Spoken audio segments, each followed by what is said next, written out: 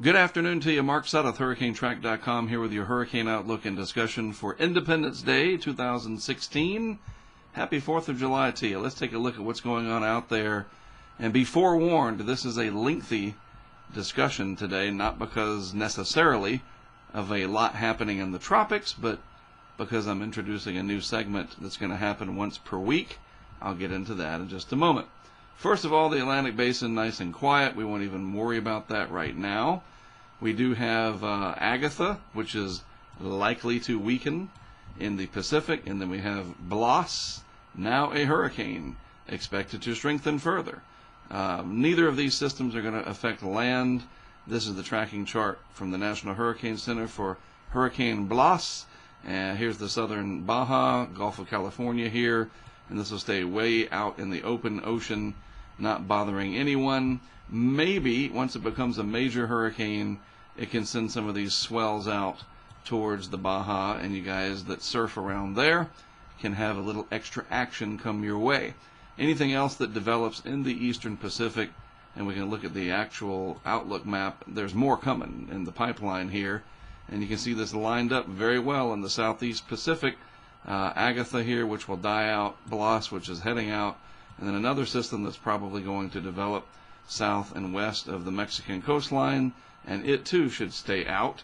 A favorable, what we call convectively coupled Kelvin wave, basically some extra energy in the atmosphere that leads to more convection and energy being pumped into these systems. It's sort of like I said in my blog today, the spark that lights the fire, if you will. And this is where all the action is right now. The Atlantic Basin is nice and quiet. And it's perfect because it fits with climatology that typically this first 10 days of July, we have most of the activity in the Western Hemisphere occurring in the southeast Pacific. There are a few other areas out in the Atlantic Basin of note, but these going back more than 100 years shows you that the highest concentration, and that's what this is nice to see, the climatological perspective here. Your largest concentration is right here, and that is in fact where we have most of the activity, or I should say all the activity coming up over the next several days. Maybe this energy with this Kelvin wave that's moving through, it's very difficult to describe what that is. I've done some research on it. So the easiest way is to just think of it as a spark that helps to light a fire, and without getting into too much else to drag this on. But maybe I can say this: it does move from west to east, and it's confined to the tropics, and it's bound generally by the equator to the south. And if it tries to make any poleward progression, the Coriolis force pulls it back towards the equator. And you get these in the ocean as well, and they can help to move energy and water from the western Pacific to the eastern Pacific. And see here, I go rambling about it already, but basically this could make its way over into the Atlantic Basin over the next few days to 2 weeks or so. It's a very slow moving phenomenon. That's a good word for it. So we'll see. Maybe this region will become more active as we get towards the end of the month, but no real indications of that yet. So with it being Monday, even though it is a federal holiday, we still get nice updates from NOAA and the NOAA-NESDA sea surface temperature anomaly map. A little bit of cooling in the main development region over last week. I was just checking that a few minutes ago. It's cooled off just a little bit. We've had a little bit more Saharan air intrusion out here. Higher pressures over the Atlantic have meant stronger trades over this region, so that's not surprising. Look at the Gulf of Mexico in here. Very warm compared to where it should be, and nothing to take advantage of that yet, but that's concerning as we get through the season. The Caribbean warmer than it should be pretty much everywhere. And look at this off the New England and mid-Atlantic states, Northwest Atlantic, that has warmed over where it has been. So things are moving right along. We'll look at actual sea surface temperatures in just a moment. In the meantime, in the equatorial Pacific, a little bit more substantial cooling here in the Nino 3.4 area. Not quite as cold in the eastern part of what we call the ENSO regions, but this is progressing pretty much like we had expected. Pretty warm, though, up in this area. And so, compared to normal, kind of above normal near Hawaii, But this is a nice breeding ground for tropical cyclone activity, and these most recent bursts here that we're seeing will certainly take advantage of that, and depending on how strong each of these becomes, those will take some of that heat out. So we'll have to revisit this next Monday and see if we see any cold wakes in here from the tropical cyclones, storms, and hurricanes that we are getting in that area this week. Actual temperatures off the mid-Atlantic, still kind of chilly up here north of the North Carolina-Virginia line. I guess if you really don't mind the cold water, 70 degrees and higher. I like it 80 degrees and higher myself. And for that, you have to be south of Hatteras generally. But it is warming up here along the mid-Atlantic and northeast states. Not so much in the Gulf of Maine, sorry. But it's too rocky up there. Beautiful beaches, but rockier than I would like. Story for another day. This is the outlook and discussion, not a geography lesson. Then down here along the Carolinas and Georgia, nice and warm. Water temperatures in the low 80s. The Gulf Stream offshore there in the mid-80s. The Gulf of Mexico, this is just crazy. Remember I was showing you over here on this map, we do have the anomalies here, positive anomalies in the entire Gulf of Mexico. Well, that looks in real temperatures, the actual sea surface temperatures along the skin of the ocean here.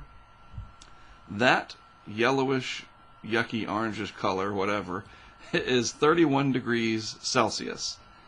Same here and same here. That is very, very warm. Luckily, a lot of this is very shallow shelf water, and it's easily disturbed. Excuse me. So, if something were to come along, it would probably stir it up. But, I figured the first system that may come along is going to have a lot of energy to work with, because everything else, this is all 30 degrees Celsius.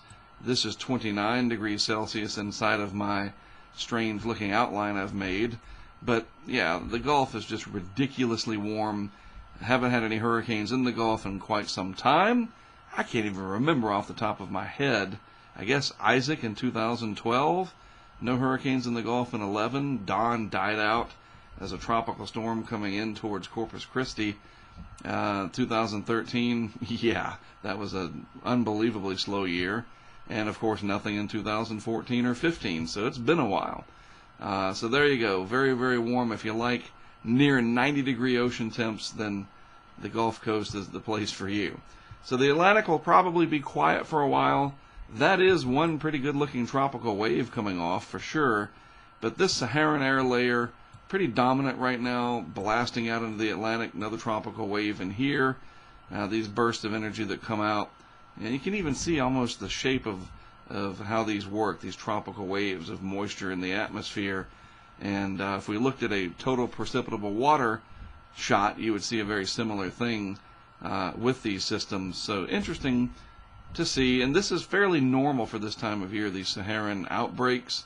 So, that's what you expect for July. That's why the climatological chart that you're used to seeing is pretty flat in July. So I don't see anything here that is too surprising to me.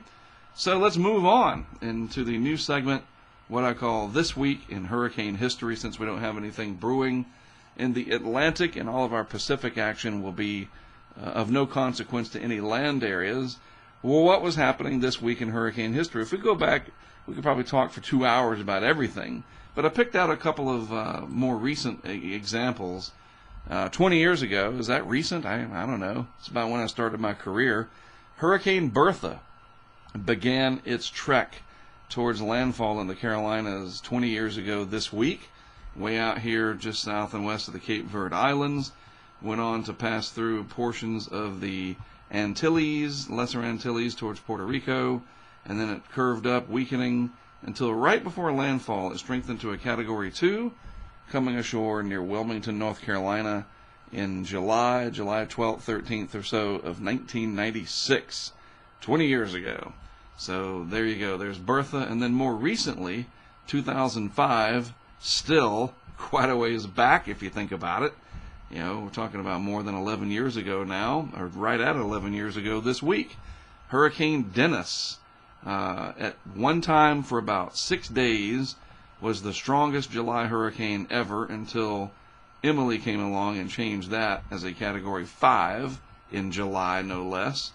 Dennis came along and hit Cuba as a Category 4 twice, I do believe, if I remember correctly, on the reading that I did, and then it strengthened incredibly quickly as it headed towards a landfall in the Florida Panhandle. Fortunately, Dennis had a small radius of maximum winds, a small core, and it weakened very dramatically, but you can see the post-landfall track here into parts of the nation's midsection and up towards the Great Lakes, finally dying out over Ontario. Dennis brought a lot of flooding rain. I think some of the remnants of it brought a tornado to parts of where the Atlanta Speedway is, if I remember correctly, back in the day. Seems like yesterday, but we're talking about 11 years ago. So Bertha, Dennis, and then 2 years ago, Hurricane Arthur, the last hurricane to make landfall in the United States 2 years ago today. Another North Carolina system. It formed from an interesting feature that came off the continent here, moved out over the water, developed enough tropical characteristics because it was a non-tropical low over land. In fact, this was picked up on by the computer models and talked about in the National Hurricane Center Tropical Weather Outlook several days before it moved off and did its thing. And it quickly intensified into a Category 2 as well, making landfall over eastern North Carolina, the Outer Banks, and then moving up and off the New England coast, bringing rather inclement weather to parts of southeast New England before coming in with some damage, tree damage, power outages, all the way up into parts of Nova Scotia. So that was interesting 2 years ago, very disruptive for the North Carolina Outer Banks, as you can imagine. This is the satellite shot of it on July the 3rd. It passed Cape Fear, which is here, and then moved on up across the Outer Banks and out to sea, just brushing, as I mentioned, New England and finally making landfall up near Nova Scotia. We were out there. Jesse Bass, my colleague from Southeast Virginia, easy drive for him, a few hours for me here in Wilmington where I live. We set up our anemometer up here on a house. A friend of ours has a nice house there that his family has had for many years. So this was up at 35 feet above ground level. Excellent exposure to the wind, and the data fed into our app, Hurricane Impact. And right there in Rodanthe, North Carolina, this is early in the setup process, 24 miles per hour. And this is the camera that we had set up on there, looking out at the Atlantic Ocean.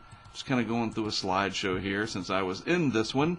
Finally, Arthur coming across near Cape Lookout, which is right there.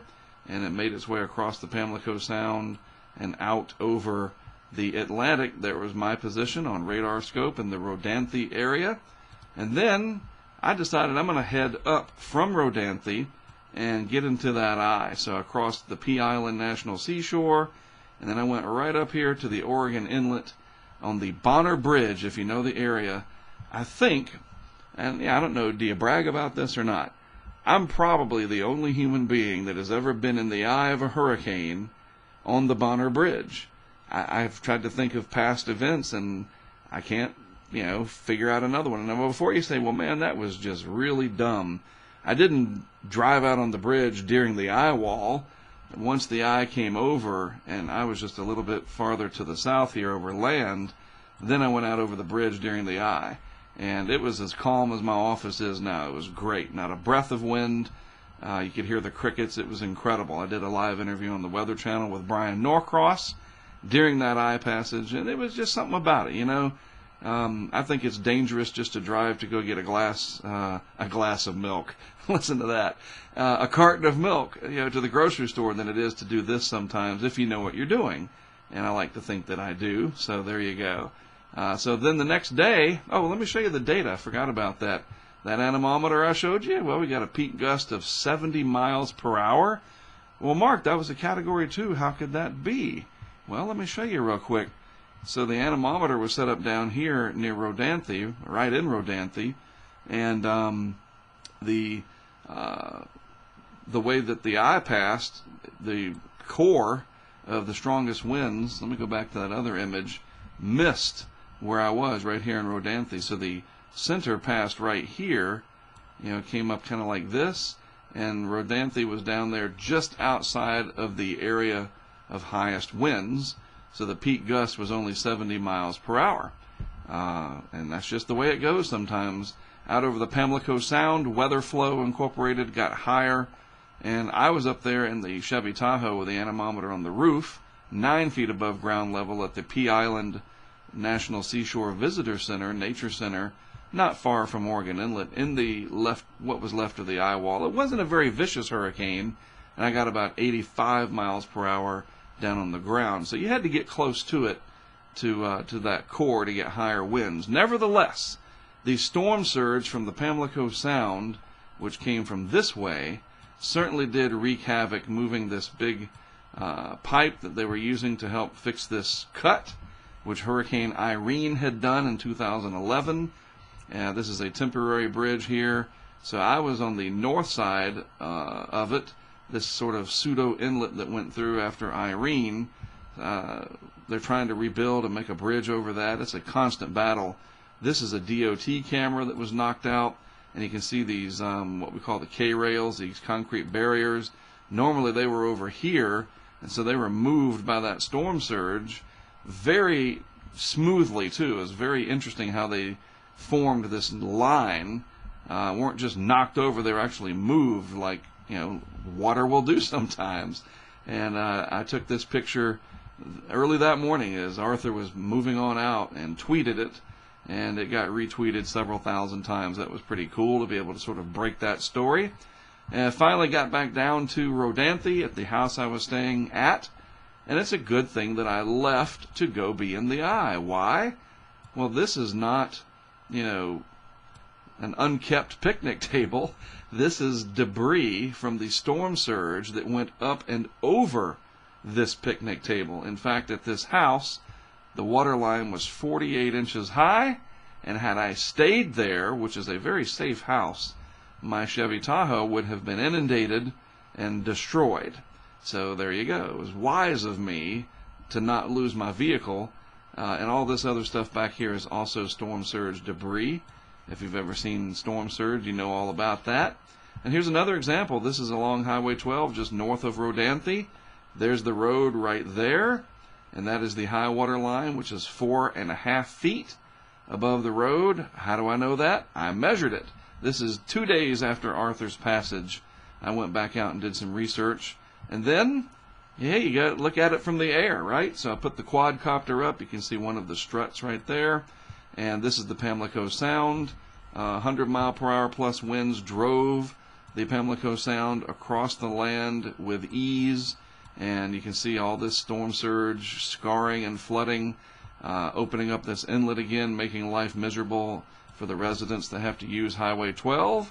And finally, as I wrap things up, this is Merlo Beach, north of Rodanthe. And again, the Pamlico Sound easily pushed across the land areas, flooding all the way up to these homes here, all the way up to the dune line where the ocean is. That's the irony. There was no oceanside surge or overwash that I could see anywhere along this stretch of the Outer Banks, from Hatteras Village up to the Oregon Inlet. It was all from the Pamlico Sound. So, it's interesting, and to be able to document it from that perspective, I thought was pretty cool as well. All right, so there you go. That's a look at this week in hurricane history. Hurricane Arthur 2 years ago, and the last hurricane to make landfall in the United States. So we'll see what happens this year. Maybe we'll have one to talk about this time next year or whatever. Not necessarily, you know what I'm saying. Next year. All right? So that's it. Bottom line, tropics are quiet in the Atlantic. Everything in the Pacific is not a concern to Mexico. So all around, good news for this Independence Day 2016. So there you go. You're up to date. I am Mark Sudduth for HurricaneTrack.com. I always appreciate you tuning in. It's awesome to have your time and attention. Hopefully you learned something from it. And again, that This Week in Hurricane History segment will be every Monday, unless we have something big brewing on a Monday and we just don't have time for history lessons. I'll try to pick something each week of relevance, and we'll talk about it, all right? Have a great rest of your holiday weekend, whatever you want to call this. It's a weekday, but be safe out there, especially if doing fireworks or boating or traveling. We want you back to see future video discussions, all right? And with that being said, I will be back on Wednesday, since there's not that much going on out there, and we'll do this Monday, Wednesday, Friday of this week. So I'll talk to you again on Wednesday.